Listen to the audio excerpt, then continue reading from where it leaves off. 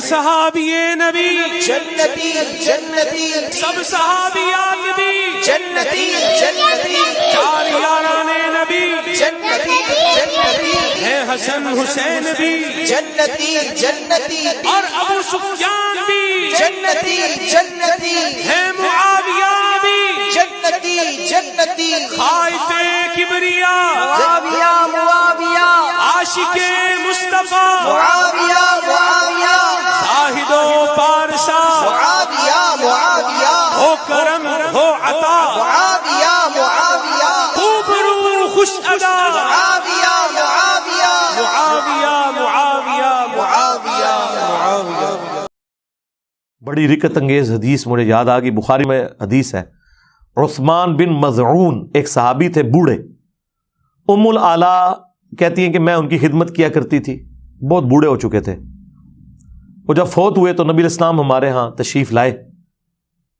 میت کو دیکھنے کے لیے، تو میں نے ان کی میت کو مخاطب کر کے کہا کہ اے عثمان، تیرے لیے تو آخرت کی زندگی میں اللہ کی نعمتیں ہیں، جنتیں ہیں۔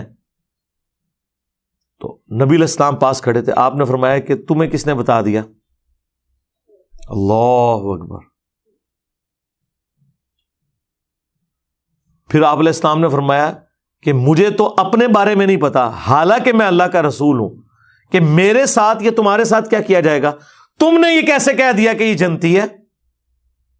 کتنے خطرناک الفاظ ہیں یہ، حالانکہ نبی علیہ السلام تو قطعی جنتی ہیں، لیکن آپ نے امت کی تعلیم کے لیے فرمایا، اور یہ الفاظ قرآن میں بھی ہیں، سورۃ الاحقاف میں پارہ نمبر 26 کے پہلے صفحے پر، اے نبی تم فرماؤ میں کوئی نیا رسول نہیں ہوں، مجھ سے پہلے بھی رسول گزرے ہیں، اور مجھے تو خود نہیں پتا کہ خود میرے ساتھ تو تمہارے ساتھ کیا ہونے والا ہے، میں تو اللہ کی وحی کا پابند ہوں۔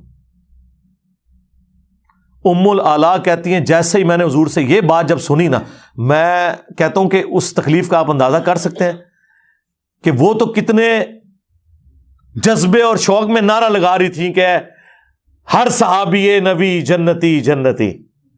ہاں، ہر صحابی نبی جنتی جنتی سب صحابیات بھی جنتی جنتی چار یاران نبی جنتی جنتی ہے حسن حسین بھی جنتی جنتی اور ابو سفیان بھی جنتی جنتی ہے معاویہ بھی جنتی جنتی خائف کبریا معاویہ معاویہ عاشق مصطفیٰ معاویہ معاویہ زاہد و پارسا معاویہ معاویہ ہو کرم ہو عطا معاویہ معاویہ خوب رو خوش ادا معاویہ معاویہ معاویہ معاویہ معاویہ معاویہ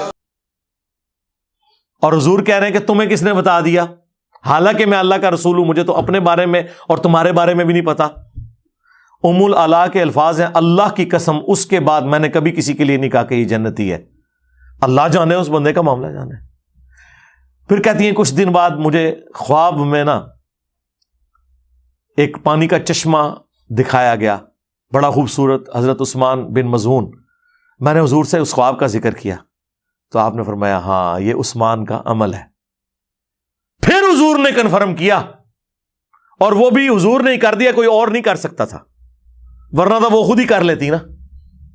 اس سے بڑھ کر بخاری مسلم دونوں میں حدیث ہے، نبی علیہ السلام کا ایک صحابی جو آپ علیہ السلام کو وضو کروایا کرتا تھا، سفر و حضر میں سواری کا کجاوا کستا تھا، خیبر کے موقع پر اسے ایک نامعلوم تیر لگا اور وہ شہید ہو گیا، اور جتنے صحابہ تھے انہوں نے نعرہ لگایا ہر صحابی نبی جنتی جنتی، ہر صحابی نبی جنتی جنتی۔ تو یہ تو سب سے بڑا صحابی ہے کہ حضور کا خدمت گزار ہے، انہوں نے کہا یہ تو جنتی ہے۔ نبی علیہ السلام فرمایا کہ تم اسے جنت کی بات بتا رہے ہو، حالانکہ مجھے اللہ نے دکھایا ہے کہ اس نے خیبر کے موقع پر مال غنیمت کی ایک چادر چوری کی تھی، ایک چادر صرف، جو آگ کی بنا کے اس کے اوپر ڈال دی گئی ہے۔ اللہ نے اس چیز کا بھی لحاظ نہیں کیا کہ حضور کا خدمت گزار ہے، صحابی ہے، اور بعد میں لوگوں نے نعرے لگانے ہیں ہر صحابی نبی جنتی جنتی۔ یہ مقصد کوئی کسی صحابی کی توہین کرنا نہیں ہے، مقصد آپ کو عقیدہ بتانا ہے، اس اعتبار سے تو ہر کلمہ کو بھی جنتی ہے، جو کلمہ پڑھنے والا ہے ہر مسلمان نے جنت میں جانا ہے کہ نہیں جانا؟ اسی امید میں ہے نا انشاءاللہ۔ تو بخاری مسلم کے الفاظ ہیں، اس کا نام تھا مدعم، اس صحابی کا۔ صحابہ کرام اپنے گھروں میں گئے، اگر کسی نے ایک رسی بھی اٹھائی تھی نا، یہ سمجھ کے مال غنیمت کی کہ خیر ہے اس کی تو اتنی ورث نہیں، میں گھر لے جاؤں، وہ بھی آ کے جمع کروائی مال غنیمت میں، کیونکہ مال غنیمت کو تقسیم کرنا ہے حکمران وقت نے، اس وقت رسول اللہ تھے صلی اللہ علیہ وسلم۔ اب اس سے کلیئر ہو گیا عقیدہ۔ پھر جو بخاری مسلم میں وہ مشہور حدیث ہے کہ ایک حبشی عورت تھی جو مسجد نبوی کی صفائی کیا کرتی تھی، چند دن تک وہ نظر نہ آئی، تو نبی الاسلام نے کہا وہ عورت کدھر گئی؟ بتایا گیا یا رسول اللہ وہ فوت ہو گئی، رات کے وقت ہی ہم نے اسے دفنا دیا۔ آپ نے فرمایا مجھے نہیں تم نے بتایا؟ حدیث کے الفاظ ہیں، لوگوں نے ہلکا جانا کہ وہ ایک عام حبشی عورت تھی، لیکن حضور کے لیے تو ہر وہ بندہ اہم ہے جو دین کا کام کرے۔ آپ کے نزدیک جس کا اونچا نعرہ ہو وہ اہم ہے، نبی الاسلام کے نزدیک دین کا کام کرنے والا بندہ اہم ہے۔ آپ نے فرمایا کہ مجھے اس کی قبر پہ لے کے چلو۔ قبر پہ لے کے گئے، نبی الاسلام نے قبر پہ جا کے جنازہ پڑھا، اور جب واپس پلٹے تو آپ نے فرمایا یہ قبریں اندھیروں میں ڈوبی ہوئی تھی، میرے جنازہ پڑھنے کی برکت سے اللہ نے ان قبروں کو نور سے بھر دیا۔ سبحان اللہ، سبحان اللہ تو ہم پڑھ رہے ہیں، لیکن اس کا ایک بڑا تلخ پہلو ہے۔ کیا کسی کافر کی قبر حضور کی دعا سے جنت کا باغ بن سکتی ہے؟ نہیں، یہ تو عقیدہ ہی کفر ہے، کیونکہ قرآن کا فیصلہ واضح ہے کہ اللہ بھی معاف نہیں کرے گا۔ نبی علیہ السلام نے کہاں سے معاف کرنا ہے؟ کافر کو، مشرک کو۔ اس کا مطلب ہے کہ وہ مسلمانوں کی قبریں تھیں۔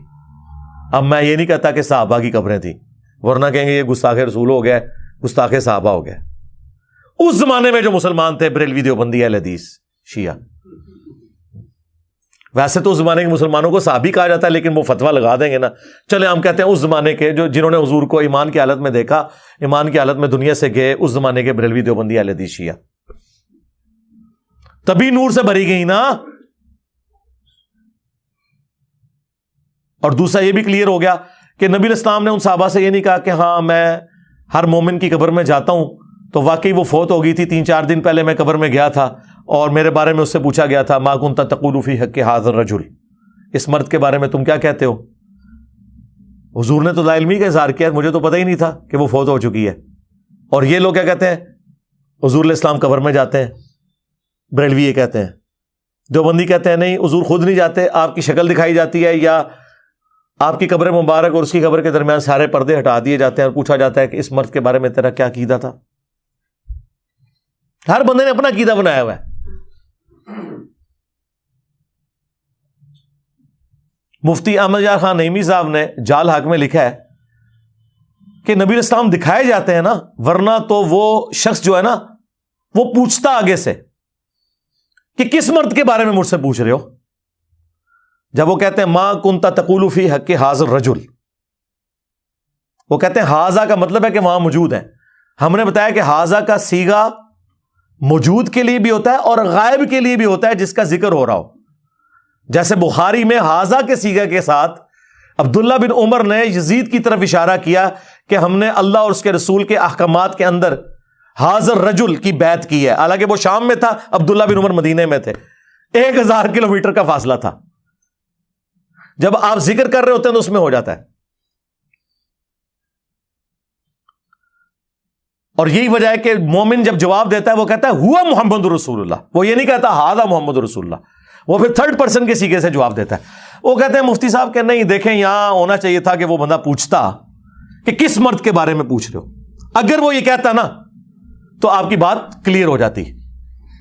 تو سرکار ہم نے ایک حدیث ایسی دریافت کر لی ہے مسند احمد میں جس میں الفاظ ہیں ای الرجل، وہ مردہ پوچھتا ہے کہ کس مرد کے بارے میں پوچھ رہے ہو۔ جو الفاظ ہیں نا بخاری کے، اس مرد کے بارے میں تم کیا کہتے تھے، تو وہ آگے سے پوچھتا ہے کون سا مرد۔ مفتی صاحب کا مسئلہ ختم۔ تو پتہ فرشتے کیا کہتے ہیں؟ الذی بعث فیکم، اور یہ الفاظ ابو داؤد میں بھی موجود ہیں. ہم اس مرد کے بارے میں پوچھ رہے ہیں جس کو اللہ نے تمہارا نبی بنا کے مبعوث کیا ہوا تھا, جو شخص تم میں مبعوث ہوا تھا. وہ کہتا ہوا محمد رسول اللہ صلی اللہ علیہ وآلہ وسلم. اللہم اجعلنا منہم, اللہ تعالیٰ ہمیں ان میں کرے جو یہ جواب دے لیں. یہ بخاری اور ابو داؤد میں پوری تفصیل موجود ہے. اور یہ جب 3 سوال ہوتے ہیں, من ربک کا, ما دینک کا, ما کنت تقول فی حق ھذا الرجل, ایک چوتھا سوال ہے جو انہوں نے اسکپ کیا تھا, میں نے دریافت کیا ہے, تو اب ان کو پریشانی لگی ہوئی ہے.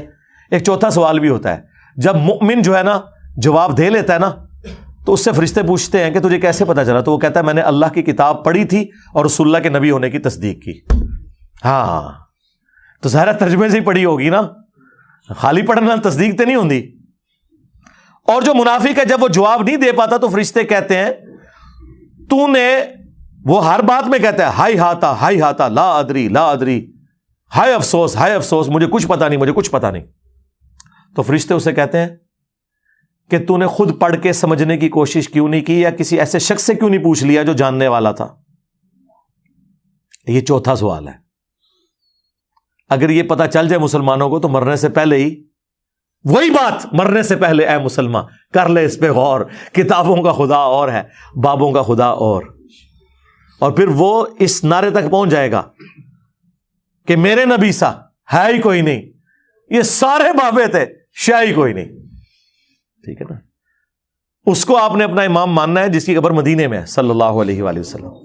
تو دیکھیں کیسے ان واقعات سے رزلٹ نکلتے ہیں, اور انہوں نے کیا کچھ امت کو کرایا ہوا ہے.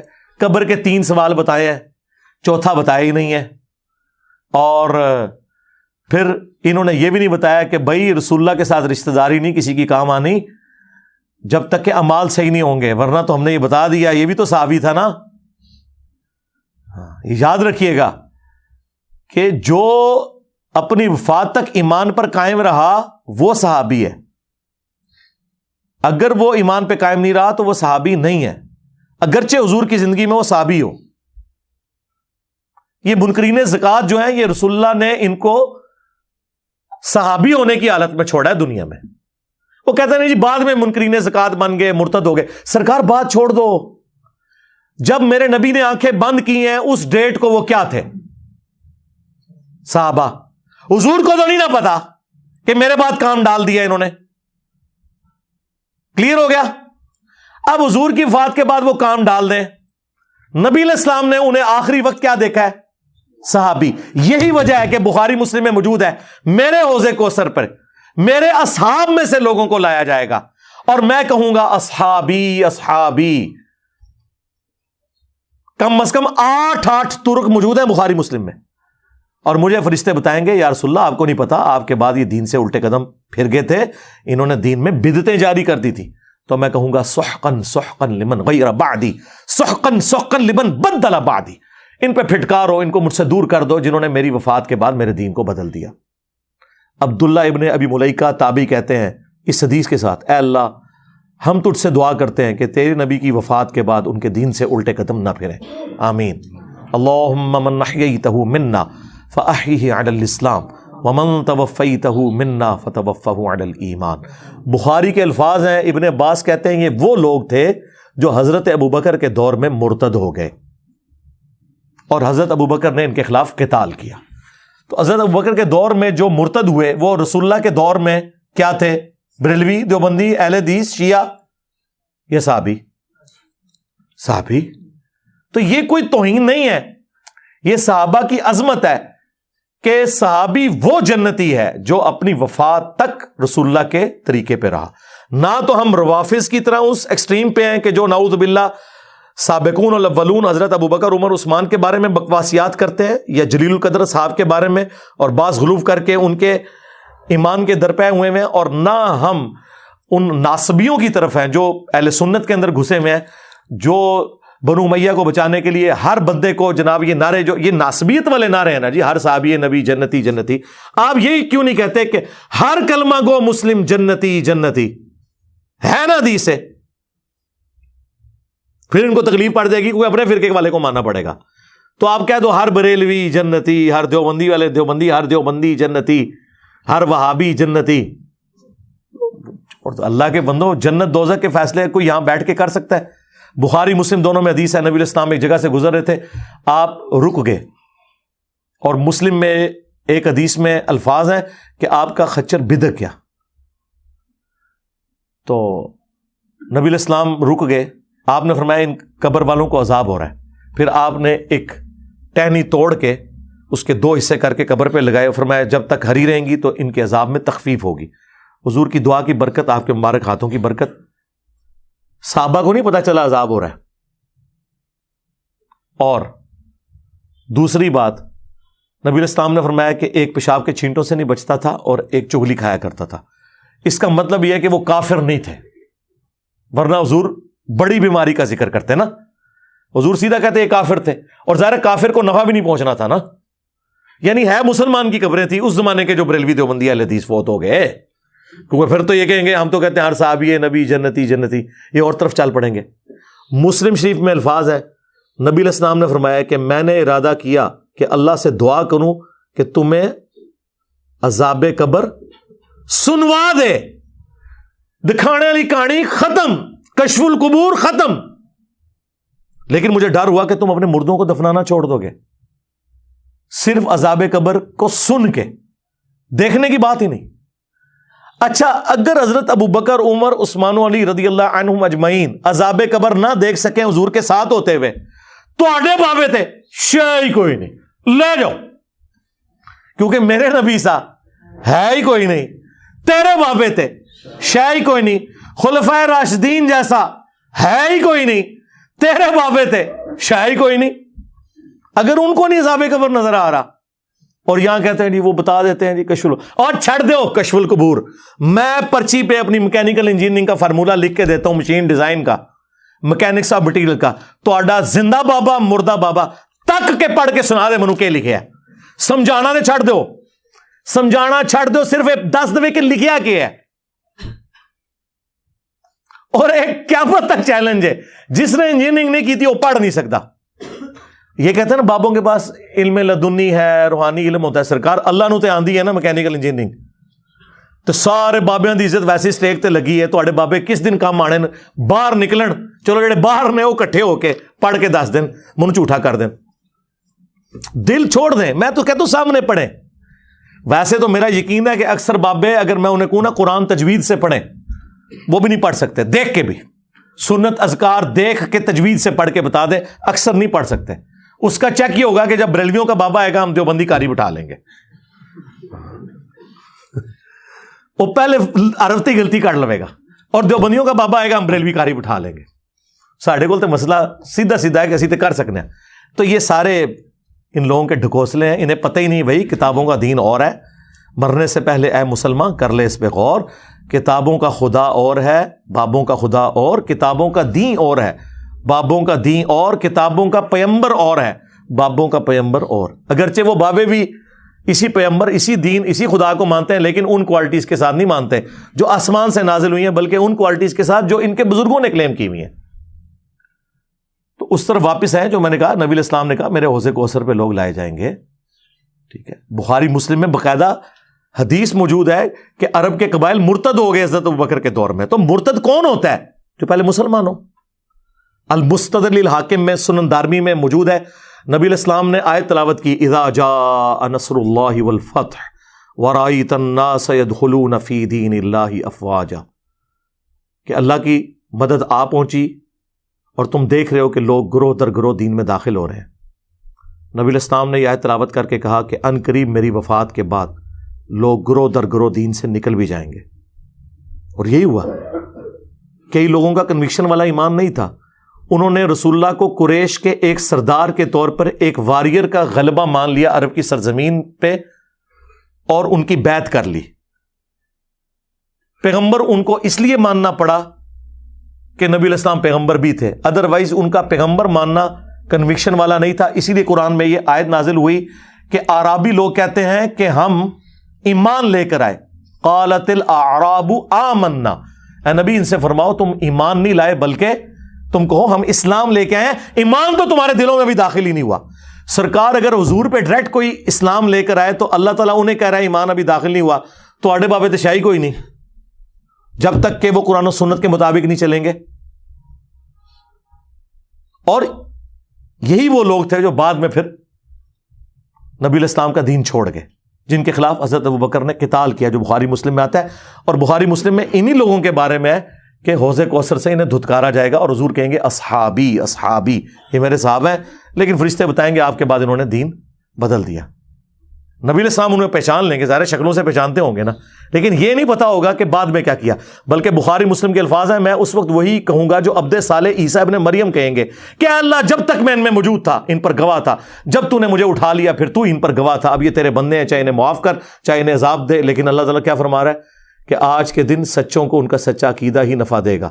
سورۃ المائدہ کی آخری آیات حضور نے تلاوت کی کہ جس طرح عیسیٰ ابن مریم اپنے فالوورز کے غلط عقائد سے قیامت کے دن اعلان برات کر دیں گے نا، میں بھی کہوں گا کہ یا اللہ جب تک میں ان میں موجود تھا ان پر گواہ تھا، میرے جانے کے بعد جو کچھ انہوں نے کیا یہ خود اپنے اعمال کے جواب دیں۔ اچھا دیکھیں، اللہ کے نبی ایک ایک بات بتا گئے کیونکہ حضور کو غیبی خبر بتائی گئی تھی۔ اچھا بعض لوگ اس میں یہ بھی کہتے ہیں، دیکھیں آپ کہہ رہے ہیں حضور علیہ السلام کو علم، ہم کب کہتے ہیں جو حضور کا علم غیب نہ مانے وہ کافر ہے، ذہن میں رکھیے گا۔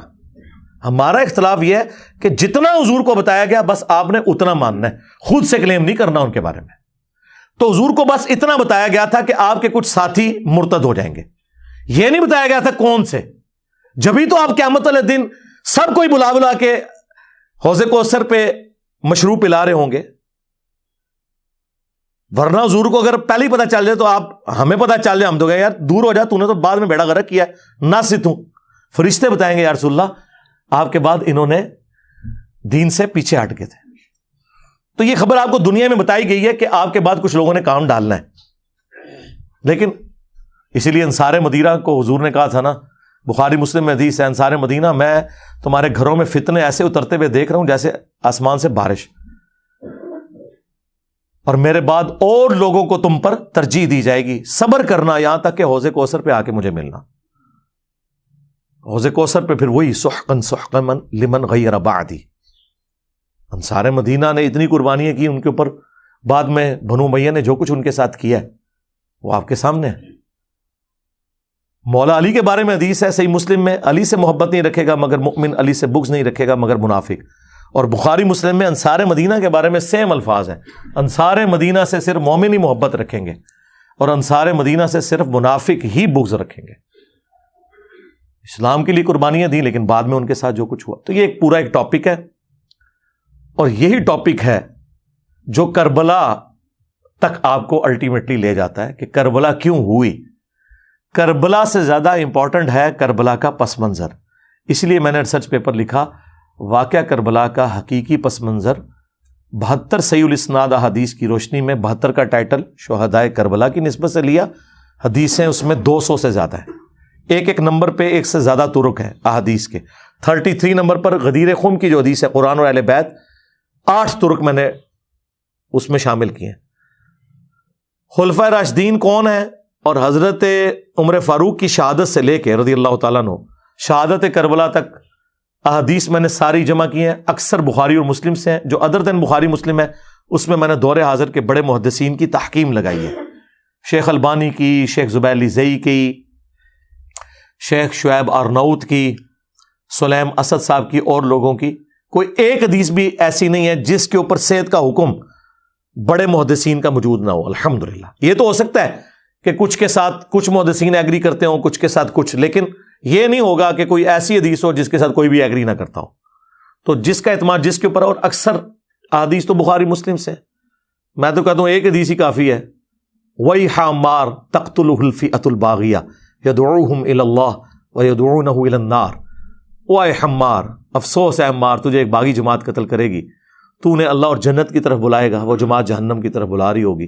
یہ ایک حدیث بخاری مسلم کی یہ پورے کے پورے مقدمے کو کلیئر کر دیتی ہے کہ مولا علی علیہ السلام اور ان کے ساتھیوں کی پارٹی حق پہ تھی، اور جو خلفائے راشدین کے مخالفین تھے، حضرت ابو بکر، عمر، عثمان اور حضرت علی کے مخالفین، وہ دوسری والی جماعت تھی۔ تو ہم الحمدللہ خلفائے راشدین کے ساتھ ہیں، اہل البیت کے ساتھ ہیں۔ اللہ تعالیٰ دنیا اور آخرت میں ہمارا خاتمہ اسی عقیدے کے اوپر کرے اور آخرت میں انہی بڑی ہستیوں کے ساتھ ہمیں محشور فرمائے۔ صلو علی محمد و آل محمد، اللہم صلی علی محمد و علی آل محمد و اصحاب محمد و ازواج محمد اجمعین الی یوم الدین، آمین۔